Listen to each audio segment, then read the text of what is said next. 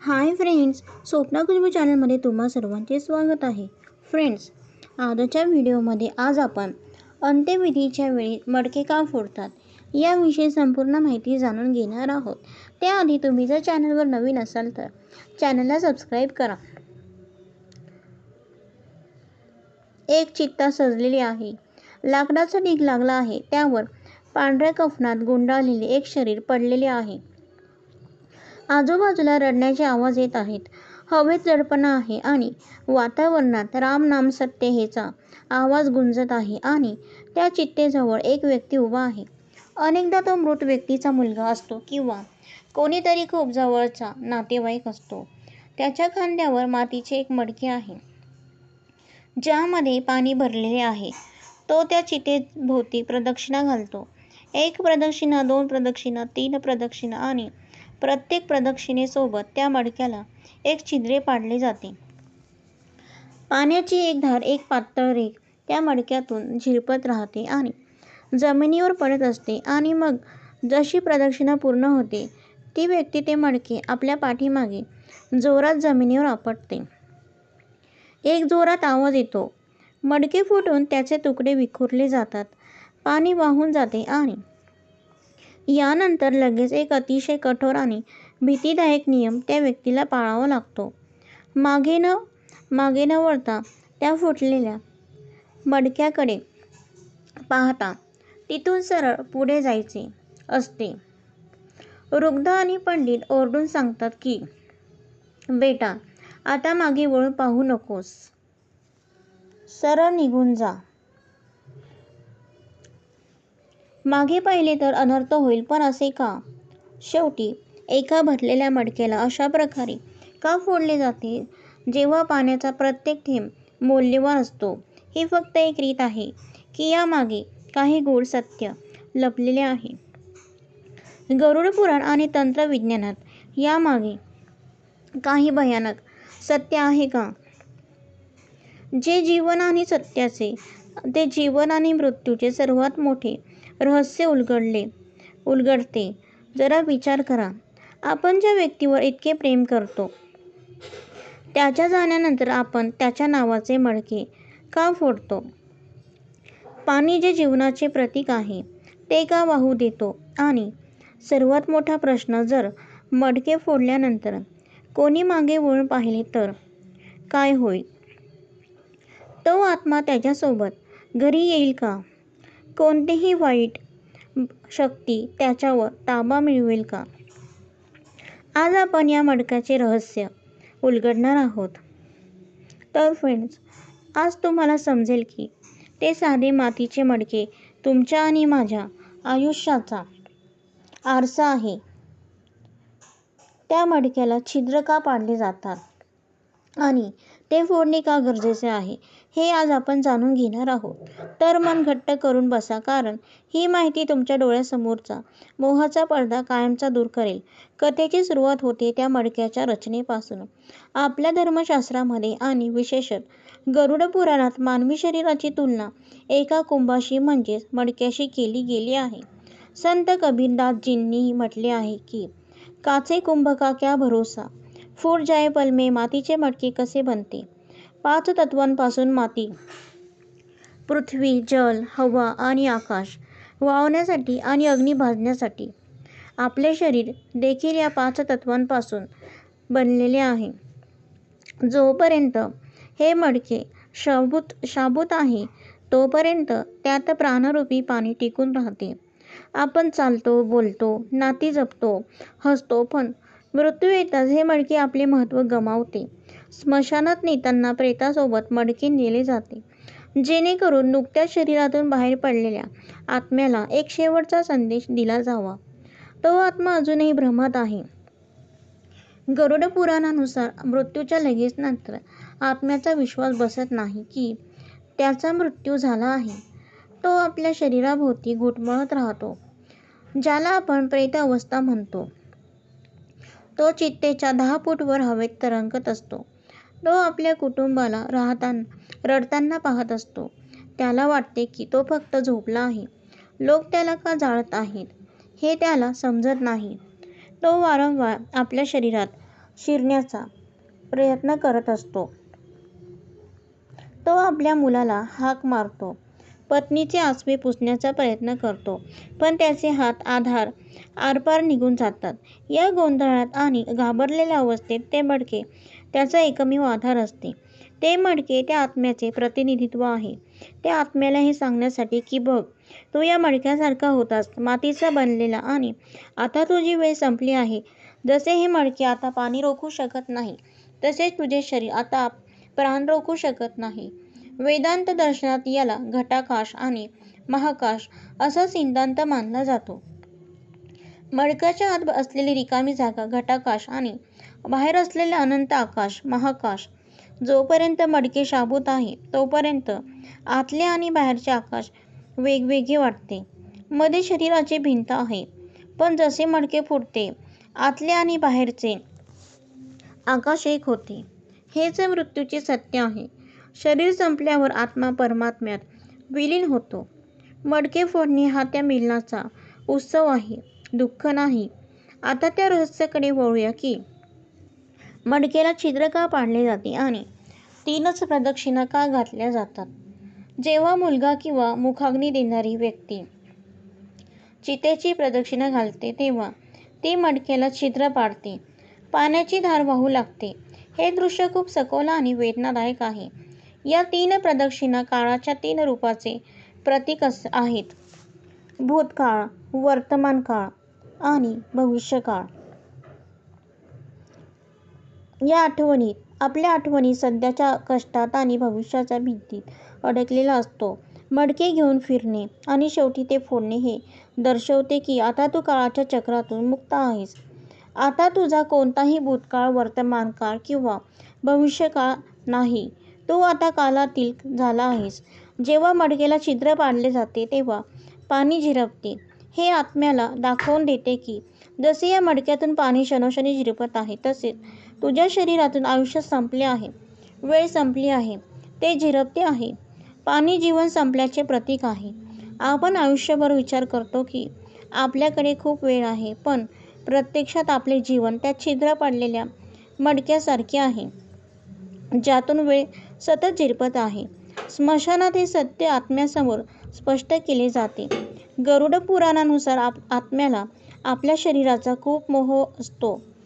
तो शरीर सोडण्यास तयार नसतो, पण जेव्हा तो पाहतो की त्याचे प्रतीक मडके झिरपत आहे तेव्हा त्याला जाणीव होते की आता हे शरीर राहण्यायोग्य उरलेले नाही. आता हे खंडित झाले आहे. हा त्या भटकणाऱ्या आत्म्यासाठी एक मनोवैज्ञानिक संदेश आहे की आता जा, इथे आता काहीही उरलेले नाही. यामागे एक सखोल तांत्रिक कारण देखील आहे. मडक्यातून जमिनीवर पडणारे पाणी चितेभोवती एक रेघ तयार करते. हे सामान्य पाणी नाही, हे एक सुरक्षा चक्र आहे, एक लक्ष्मण रेषा आहे. स्मशानभूमी ही सामान्य जमीन नसते. तिथे हजारो अतृप्त आत्मे, पिशाच आणि नकारात्मक शक्ती फिरत असतात. त्या नेहमीच ताज्या शरीराच्या शोधात असतात. ज्या शरीरातून नुकतेच प्राण गेले आहेत ते एका रिकाम्या घरासारखे असते. त्यात अजूनही काही बायोमॅग्नेटिक ऊर्जा उरलेली असते. कोणतीही वाईट शक्ती त्यावर ताबा मिळवून त्याचा गैरवापर करू शकते, ज्याला आपण बेताळ साधना किंवा शवसाधना म्हणतो. अघोरी आणि तांत्रिक अशा ताज्या शवाच्या शोधात असतात. जेव्हा चितेवर शरीर ठेवले जाते तेव्हा ते पूर्णपणे उघड्यावर असते. त्यावेळी मडक्यातून झिरपणारे ते पवित्र जल चितेभोवती एक ओला घेरा तयार करते. तंत्रशास्त्रात पाण्याला सर्वात मोठे शुद्धीकरण करणारे आणि अडथळा मानले गेले आहे. पाणी नकारात्मक ऊर्जेला शोषून घेते आणि तिला ओलांडू देत नाही. ते पाण्याचे सुरक्षा चक्र वाईट शक्तींना चितेजवळ येण्यापासून रोखते. जोपर्यंत चितेला आग लागत नाही आणि अग्निदेव त्या शरीराला आपल्या कुशीत घेत नाही, तोपर्यंत ते पाणी त्या शरीराची पवित्रता राखून ठेवते. हे एका मुलाचे आपल्या वडिलांच्या शरीरासाठी केलेले शेवटचे संरक्षण असते. आता त्या भीतीदायक क्षणाबद्दल बोलूया. मडके फोडणे प्रदक्षिणा पूर्ण झाल्यावर व्यक्ती चितेच्या उशाला उभी राहते आणि मडके मागे फेकून फोडते. तो त्याकडे पाहत नाही, फक्त फुटल्याचा आवाज येतो. हा आवाज त्या आत्म्यासाठी मोहभंग करण्याचे काम करतो. याला शॉक थेरपी म्हणतात. जेव्हा एखादी व्यक्ती कोमात असते किंवा मोठ्या धक्क्यात असते तेव्हा तिला शुद्धीवर आणण्यासाठी शॉक दिला जातो. अगदी तशाच प्रकारे आत्मा देखील मृत्यूच्या कोमात असतो. तो मोहाच्या जाळ्यात अडकलेला असतो. तो आपल्या कुटुंबाला सोडून जाण्यास तयार नसतो. तो ओरडून सांगत असतो की तो आत्मा आपल्याला ओरडत असतो. जोपर्यंत मडके शाबूत असते तोपर्यंत आत्म्याच्या आशा होती, पण मडके फुटताच आत्म्याचा शेवटचा आधार सुटतो. ही रीत आत्मा आणि त्याच्या कुटुंबासाठी नाते तोडण्यासाठी आहे. मुलगा किंवा नातेवाईक मडके फोडून हे सांगतात की आजपासून आमचे आणि तुझे शारीरिक नाते संपले आहे. तू आता मुक्त आहेस. आम्ही तुला मुक्त करत आहोत. आता तू तुझ्या पुढच्या प्रवासाला निघ. हे ऐकायला खूप कठोर आणि निर्दयी वाटते, पण हे गरजेचे आहे. ही क्रूरता नाही, पण तर दया आहे. जर हे नाते तोडले नाही तर, जर हे मडके फोडले नाहीत तर आत्मा प्रेतयोनीत भटकत राहील. तंत्रविज्ञानात एक संकल्पना आहे ज्याला सिल्वर कॉर्ड किंवा रजत रज्जू म्हणतात. ही एक ऊर्जेची दोरी असते जी आत्म्याला शरीराशी जोडून ठेवते. मडके फुटण्याचा आवाज आणि ती क्रिया त्या सिल्वर कॉर्डला कापण्याचे काम करते. जरी ही दोरी कापली गेली नाही तर आत्म्याला शरीर जळतानाच्या वेदना जाणवू शकतात. म्हणूनच मडके फोडून आपण हे नाते पूर्णपणे तोडून टाकतो, जेणेकरून आत्म्याला जळण्याचा त्रास होऊ नये. या व्यतिरिक्त मडके नेहमी डोक्याच्या बाजूला फोडले का जाते? कारण योगशास्त्रानुसार आत्म्याला बाहेर पडण्यासाठी सर्वात उत्तम मार्ग ब्रह्मरंध्र म्हणजेच डोक्याचा वरचा भाग आहे. मडके डोक्याजवळ फोडून आपण त्या ब्रह्मरंध्राला उघडण्याचा एक प्रतिकात्मक प्रयत्न करतो. आपण जीवात्म्याला सांगतो, आता तू वरच्या दिशेला गती कर. जगाच्या मोहाच्या चक्रात अडकू नकोस. आपली चेतना वर उचल आणि मोक्षाकडे जा. ही कपालक्रियाचेच एक सूक्ष्म रूप आहे. पण सर्वात मोठा धोका अजून बाकी आहे. मागे वळून न पाहण्याचा नियम. वडीलधारी माणसे नेहमी सांगतात, मडके फोड आणि सरळ निघून जा. मागे वळून पाहू नकोस. शेवटी असे का? मागे पाहिले तर काय होईल? भूत पकडेल का? यामागे एक सखोल तांत्रिक आणि मनोवैज्ञानिक विज्ञान आहे. जेव्हा मडके फोडले जाते तेव्हा तिथे एक व्हॅक्यूम तयार होते. ऊर्जेचा एक विस्फोट होतो. त्यावेळी आत्मा अत्यंत भावुक आणि गोंधळलेला असतो. तो पाहत असतो की त्याचा सर्वात प्रिय मुलगा, जवळची व्यक्ती त्याच्या नावाचे प्रतीक फोडून चालले आहे. तो आत्मा ओरडतो, हाक मारतो. तो प्रयत्न करतो की कोणीतरी त्याला थांबवावे, परत बोलवावे. जर त्यावेळी मडके फोडणाऱ्याने मागे वळून पाहिले तर आय कॉन्टॅक्ट होतो. शारीरिक डोळ्यांनी नाही तर ऊर्जेच्या पातळीवर आत्म्याला वाटते की माझ्या मुलाला अजूनही मी हवा आहे. तो माझ्याकडे पाहत आहे. याचा अर्थ मोह अजूनही बाकी आहे आणि जो आत्मा जाण्यासाठी तयार झाला आहे किंवा झाला होता तो पुन्हा त्या व्यक्तीला चिकटतो. तंत्राच्या भाषेत याला छायापुरुषाचे चिकटणे किंवा वेताळ बाधा म्हणतात. ही खूप धोकादायक स्थिती असते. तो आत्मा त्या व्यक्तीसोबत घरी परततो. तो त्याला सोडत नाही आणि मग घरात कटकटी, अचानक आजारपण, धनहानी आणि विचित्र घटनांची मालिका सुरू होते. तो आत्मा आपल्याच कुटुंबाची ऊर्जा शोषू लागतो, ज्याला आपण पितृदोष किंवा प्रेतबाधा म्हणतो. म्हणूनच शास्त्रात कडक निर्देश आहेत की कितीही इच्छा झाली, कोणाचेही रडणे ऐकू आले किंवा कोणी खांद्यावर हात ठेवला असे वाटले तरी मागे वळून पाहायचे नाही. हा मन घट्ट करण्याचा क्षण असतो. तुम्हाला हा संदेश द्यायचा असतो की आता तू गेला आहेस आणि आम्ही तुला जाऊ देत आहोत. हा नजरेचा खेळ आहे. नजर मिळाली तर दुर्घटना घडली. मानसशास्त्र देखील हे मान्य करते. जळती चिता आणि ती फुटलेले मडके वारंवार पाहिल्याने पोस्ट ट्रॉमेटिक स्ट्रेस डिसऑर्डर होऊ शकतो. ते भयानक दृश्य तुमच्या मनावर कोरले जाऊ शकते, जे तुम्हाला आयुष्यभर घाबरवेल. म्हणूनच मानसिक शांततेसाठी ते दृश्य तिथेच सोडून देणे आवश्यक असते. मेंदूला क्लोजर हवे असते आणि मडके फुटणे हे ते क्लोजर आहे. त्यानंतर मागे पाहणे म्हणजे जखम पुन्हा उरणे आहे. मडके फोडण्याचे अजून एक भावूक कारण आहे. गरुड पुराणात लिहिले आहे की मृत्यूनंतर यमलोकाच्या प्रवासात आत्म्याला खूप उष्णता आणि तहान सहन करावी लागते. तिथे कुठेही पाणी नसते, फक्त वैतरणी नदी असते, जी रक्त आणि पुणे भरलेली असते. आत्मा तहानेने व्याकुळ होतो. हे मडके आणि त्यातील पाणी हे त्या आत्म्यासाठी शेवटचे दान असते. जेव्हा पाणी जमिनीवर पडते आणि स्मशानातील कोरडी माती ते शोषून घेते, तेव्हा असे मानले जाते की हे पाणी थेट त्या आत्म्याला तृप्त करते, त्याला थंडावा देते. हा त्याच्या लांबच्या प्रवासाची सोय असते. मडके फोडून आपण सर्व पाणी एकत्र वाहू देतो, ज्याचा अर्थ असा की आपण आपली सर्व श्रद्धा आणि पुण्य त्या आत्म्याला अर्पण करत आहोत, जेणेकरून त्याला त्या भयानक मार्गावर त्रास होऊ नये. आणि ते फुटलेले तुकडे, तुम्ही कधी विचार केला आहे की त्या तुकड्यांचे काय होते? स्मशानात पडलेले ते मडक्याचे तुकडे कोणीही घरी आणू शकत नाही किंवा आणत नाही. त्यांना तिथेच सोडले जाते का?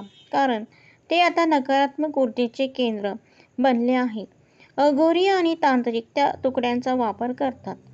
ते तुकडे ज्यामध्ये नुकत्याच झालेल्या मृत्यूची ऊर्जा सामावलेली आहे, ते तंत्रक्रियांमध्ये खूप शक्तिशाली मानले जातात. त्याचा वापर उच्चाटन, कोणाला घरातून हाकलणे किंवा विद्वेषण, भांडणे लावणे यासाठी केला जातो. त्या फुटलेल्या मडक्याच्या प्रत्येक तुकड्यात त्या व्यक्तीच्या अतृप्त इच्छा आणि मृत्यूची कंपने कैद असतात. म्हणूनच सामान्य माणसांना त्याच्यापासून दूर राहण्याचा सल्ला दिला जातो. त्यांना स्पर्श करणे देखील निषिद्ध आहे. चुकून जरी कोणाचा पाय त्यावर पडला तर ती नकारात्मक ऊर्जा त्याच्यासोबत येऊ शकते आणि त्याला आजारी पाडू शकते. काही लोक विचारतात की मडके मातीचेच का, स्टील किंवा तांब्याचे का नाही? तांबे तर पवित्र आहे, मग माती का? उत्तर तेच आहे जे सुरुवातीला दिले होते. मातीचे शरीर मातीत मिसळणार. तांबे किंवा सोने वितळत नाही, ते संपत नाही, पण माती पाण्यात विरघळते, हवेत उडते. मातीचे मडके हे नश्वरतेचे प्रतीक आहे. ते आपल्याला आठवण करून देते की आपले अस्तित्व किती नाजूक आहे. आपण कितीही बलवान झालो तरी शेवटी आपल्याला नष्ट व्हायचेच आहे. स्मशानातून परतताना देखील हाच नियम लागू होतो.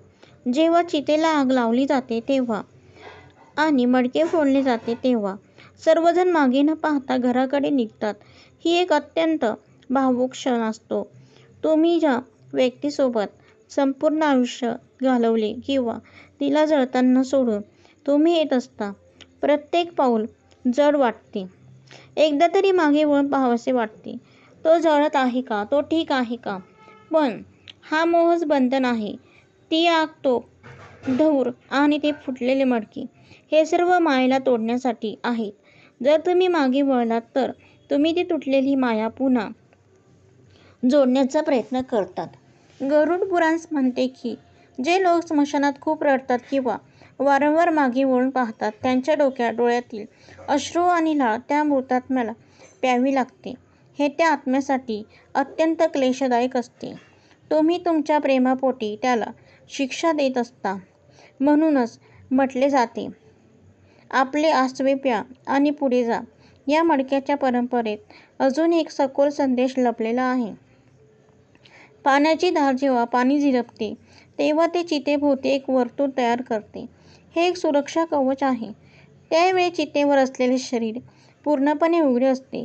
स्मशानातील इतर वाईट शक्ती त्या शरीराचा ताबा घेण्याचा प्रयत्न करतात. ते पाणी जे पवित्र मडक्यातून आले आहे ते एका लक्ष्मण रेषेचे काम करते. जोपर्यंत चिता पूर्णपणे जळत नाही तोपर्यंत ते कवच शरीराची पवित्रता राखून ठेवते. आपल्या संस्कृतीत प्रत्येक परंपरेमागे एक मोठे विज्ञान आणि मानसशास्त्र दडलेले आहे. ही अंधश्रद्धा नाही तर जगण्याची आणि मृत्यूचा स्वीकार करण्याची कला आहे. तर फ्रेंड, अशा प्रकारे आपला व्हिडिओ इथे समाप्त होत आहे. तर फ्रेंड्स, तुम्हाला जर माझा व्हिडिओ आवडला असेल तर लाईक करा, शेअर करा, सबस्क्राईब करा. पुन्हा भेटू एका नवीन व्हिडिओसोबत. तोपर्यंत बाय.